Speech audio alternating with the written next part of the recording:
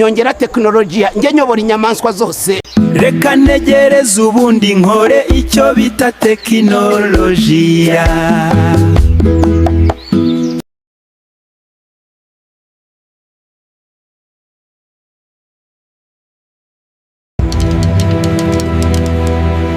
Ni gute namenya ubwenge bwinshi nkayobora inyamaswa zose koko?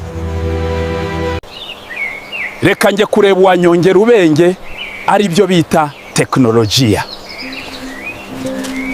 Muraho neza bahano? Welcome here. Bakame, icara tuguhaye ikaze. Uzi ubwenge, nyongera ubwenge, mbone nyobora inyamaswa ibya tekinolojiya. Sawa. Ariko ndabanza nk'uwo ikizamini. Mperuka mu ishuri kera ariko ntari ibi.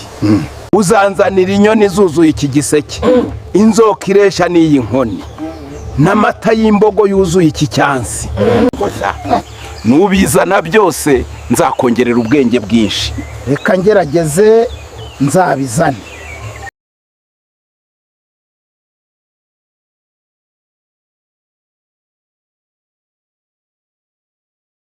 Reka ntegereze ubundi nkore icyo bita tekinolojiya. Barambeshye pe, ntibishoboka pe. Uri mu biki ko wivugisha? Ngo mwakuzura kino giseke da. Reka tugemo urebe ntari ibi.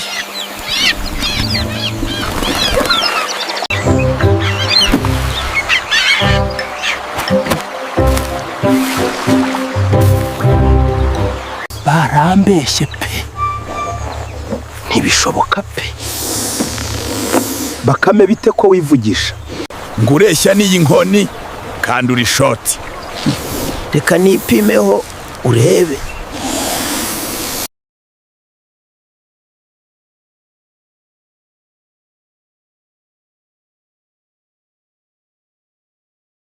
Barambeshye pe, ntibishoboka pe.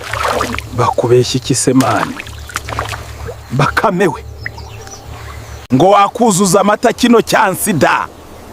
Ariko sibyo. Yego, reka nkame urebe. Burya nibyo pe, icyansi kiruzuye.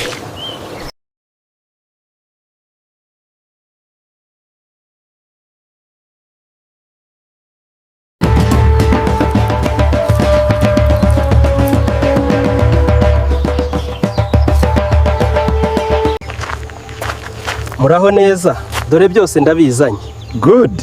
Wakoze akazi keza cyane. Nyongera tekinolojiya njye nyobora inyamaswa zose. Wakoze ibintu bidasanzwe pe. Ubwenge gumana ubwo burahagije, nta bundi naguha. Reka ntaye. Uriya mugabo anyeretse tekinolojiya kweri.